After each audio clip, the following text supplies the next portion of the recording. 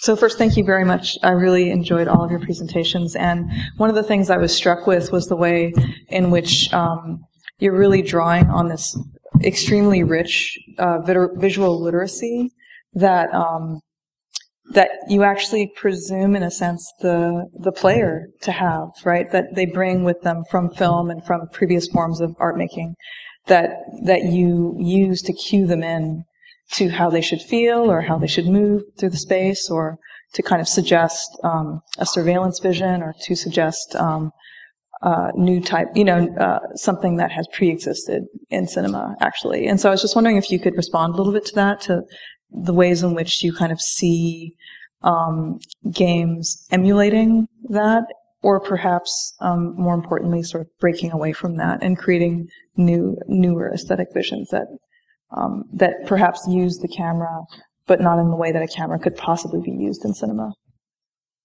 Or the camera, quote unquote camera. There's no real camera, right? It's a simulation. Yeah, it's a virtual camera. Yeah. So would any of you like to respond to that?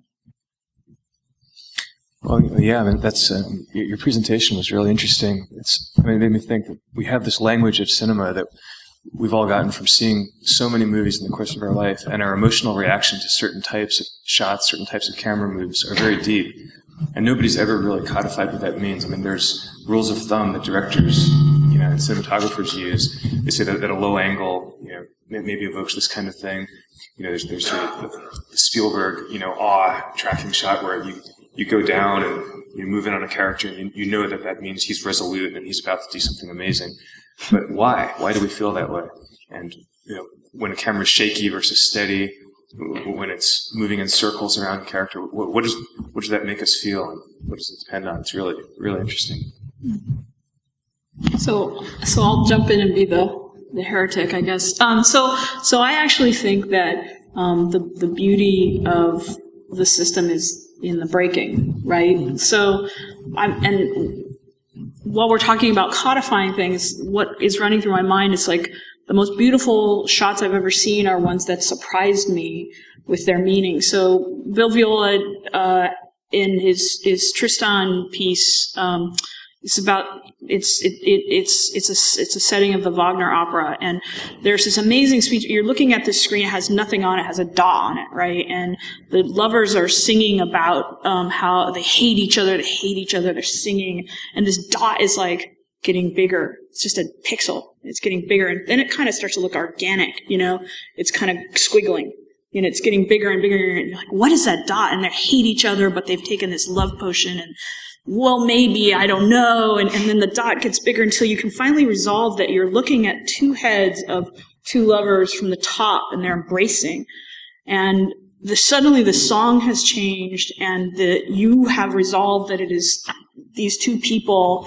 And then the moment that you have this clarity, they break through the surface of the water that the camera is actually under, that you didn't know that you were under. And they break through the surface of this water, and they resolve into these two forms, entangled but like sort of falling away from each other, as they realize that sort of their love is sort of doomed, right? And to me, that is a beautiful use of a shot that is not thought of, and it's not codified, and that's the art of cinematography. And so I would challenge a system like yours to be able to allow someone not to just use it for its, it can't just be to write the sort of traditional scholarly, it's like essays of film. You have to be able to be a virtuoso in the system for it to be a truly wonderful one. Yeah, so I agree with that. And so the idea is to have sort of technology, but that means the algorithms that are underneath it have representations that are flexible enough to actually allow for exploration by designers, and then give them interfaces. Because like I said, cutscene generation, I don't know if Jordan experienced this with Sands of Time, but it takes so I was a programmer on a project at USC actually, where I was sitting down with the director at Paramount and a screenwriter from Paramount, and then I had the script, and I was like, okay, I'm going to program in all of your storyboards. And then every time I programmed in, just move the camera just a little bit, and then I want it just to be there, and then I would have to program the camera again on the game engine, and then go back again. And there was just there was so much communication overhead there that we could barely get the basic thing working, and I still was, even now after so many years, I'm still unclear of exactly what that director wanted me to do. Right? And so it's that. So I think it's the more the more we talk to artists, the more we work with artists, the more we will be able to sort of know how to build technology and present it so that it's manipulable. So if in Mazeball, for example, a designer could just say, okay, I'm gonna have these sliders for distance, height, and coherence for the camera, and I'm gonna change the sliders to look at what's going on. Or in Variations Forever kind of thing, I have a rule from that rule set. I'm gonna tweak the rule set, and I'm gonna look at another space. And I want to be able to do that, and that might actually, exploring that space might give me some inspiration of, oh, what if I broke it that way, and then they should be able to do that, right? That's the tool you've given them, instead of sort of figuring out quaternion rotations in 3D world, right? And the tools you build, though, they're going to actually define what.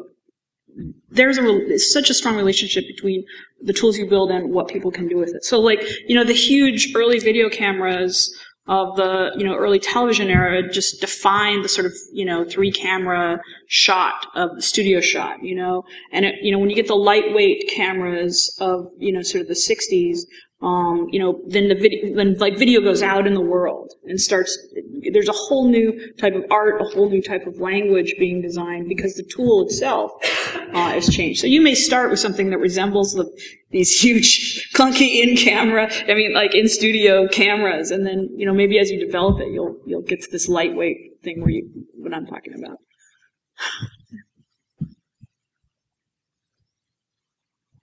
Okay.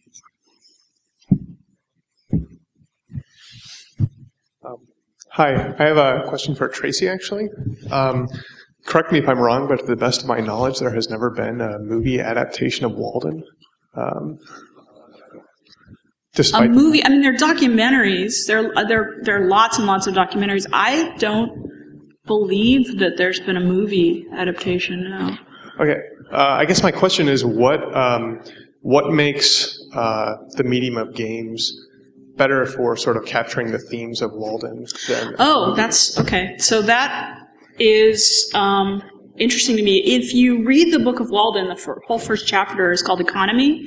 It essentially lays out, sort of the experiment and how he spent his time and how he spent his money. And I mean, it's a system. It's a system design, right? And how he sees the other people in the community spending their time and money in ways that he doesn't see fruitful. That has always sort of attracted me. It's something that I read as a kid and I was really interested in. And then I had this other sort of experience that went together with that, which is I was trying to get my niece to read Walden. She just I don't want to read this. Oh, it's yuck, But we were playing Animal Crossing together, and we leave little hidden things for each other in the woods and stuff. And I started thinking, this is really not that different from the system that I sort of perceive in Walden. But she won't read Walden, So then I thought, well, wouldn't it be interesting to actually try and make it as a game? So it became something I thought about for a while and tinkered with, and we started making paper prototypes in the lab, and it seemed like we actually could do it. And so with zero money and a bunch of grad students who, are very trusting, we've endeavored to do it. Thanks. So this question is directed at Arnav, but anyone can answer. If you've got a ray pointing at a plane and you want to intersect it, no, I'm just kidding. So you mentioned in your talk about the limits on the medium, like the film. You only have so much physical film that you can record. Have you found any related limits that computers have as a medium? Like, is it?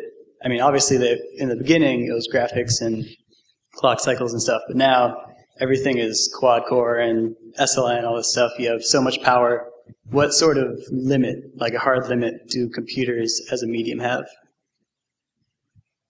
Wow, that's a really good question. That's what I get for giving him the question as the homework that he started asking me earlier about.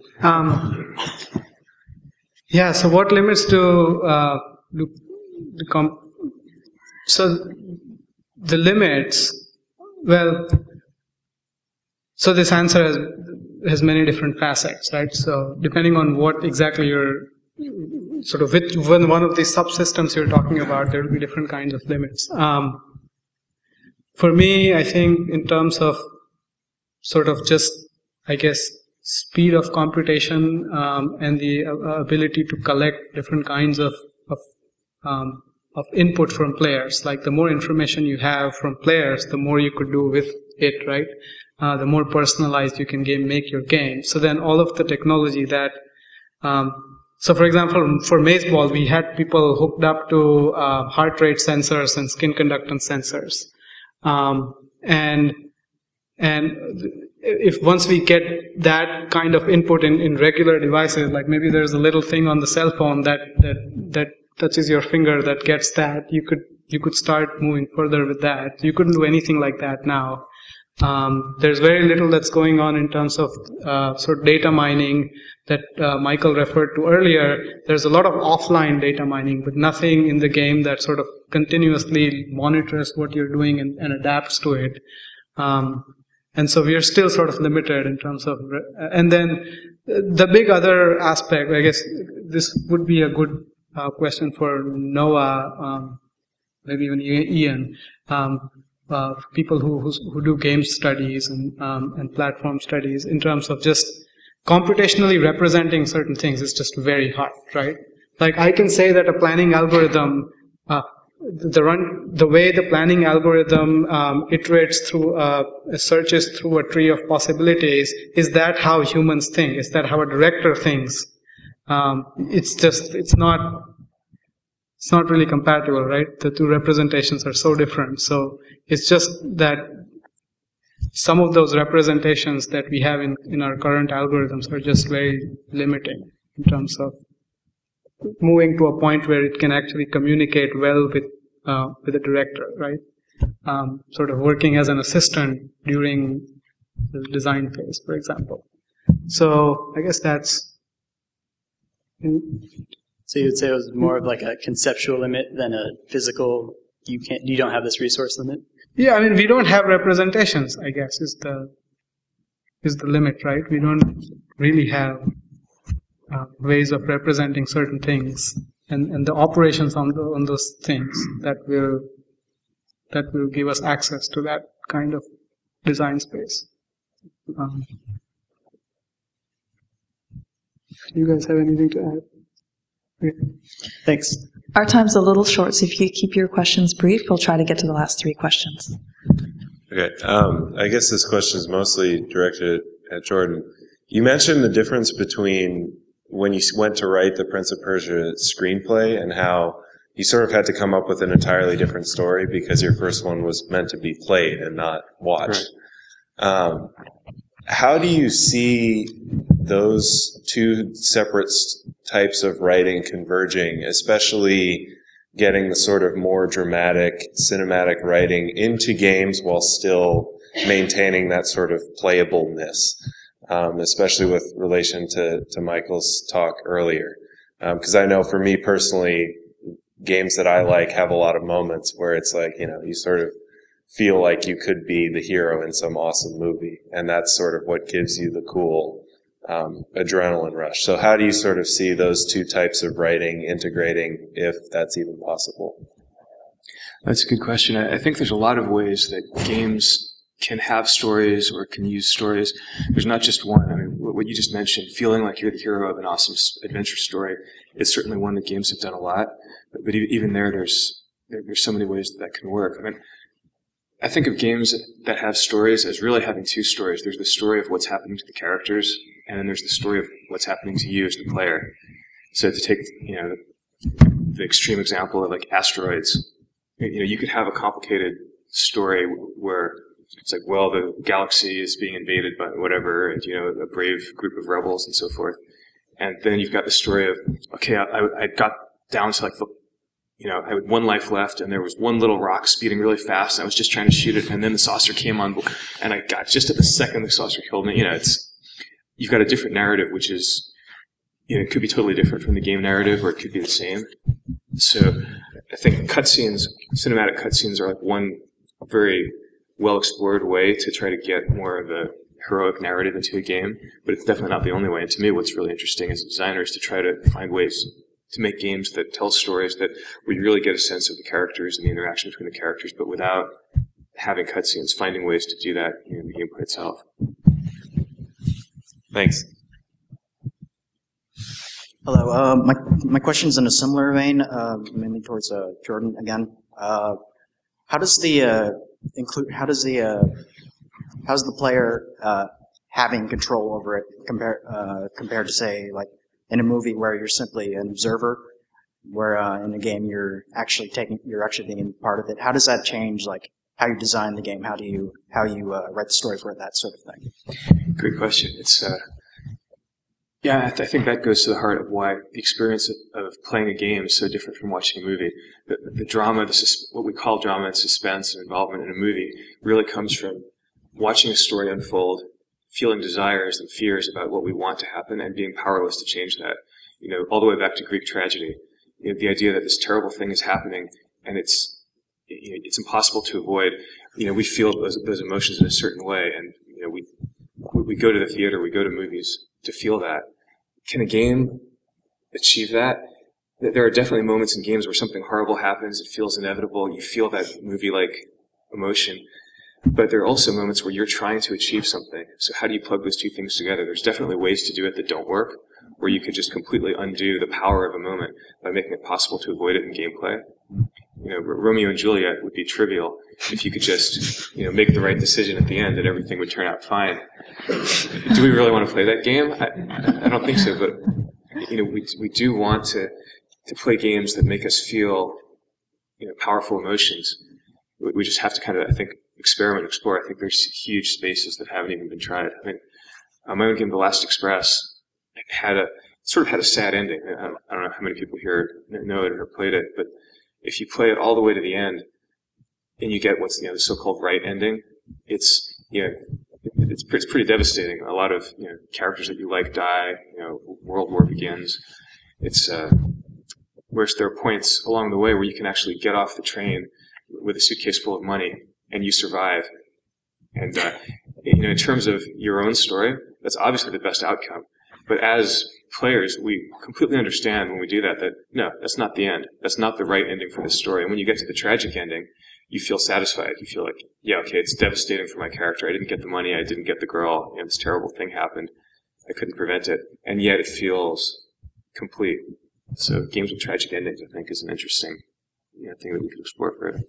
All right. Thank you very much. Okay, our last question. Cool. So I feel like we've been talking a lot about the overlap, or not even overlap, the tension between, systems, technology on the one hand, and then creativity, and kind of sort of natural human creativity, interdependent from the other thing. And this is for Jordan. I guess, that there's this funny overlap in my brain. We can script for web pages, but then you can script for Hollywood too. And I know Hollywood has a sort of archetypal nature to it in scripts. I was wondering, did it ever feel like you were coding for this Hollywood screenplay? And I say that just because, maybe technology isn't just constraining us. Maybe like we've got sort of an archetypal technology too that's underlying all this, and it doesn't matter what machines we're using. Maybe we're always naturally constrained by certain forces. And so I just wanted you to maybe see if you could, it's the screenwriting actually feels to me more like 6502 assembly language coding than a lot of other things that I've done in between. It's because unlike novel writing, which is more open-ended, you've got a finite number of pages. It's going to be 110 pages, and within that you've got to achieve the result. Just like if you're trying to do something in 16K of memory, you write a routine that works, just like you write a draft of a scene, but then you've got to do 2 pages shorter. And so you end up optimizing your scenes, writing them over and over. And then you find you have to cut out a scene. So how are you going to optimize a couple of other scenes to achieve that result in fewer scenes? And that's why it takes so many writers so many years to write something that still at the end is only 110 pages. All right, thank you so much.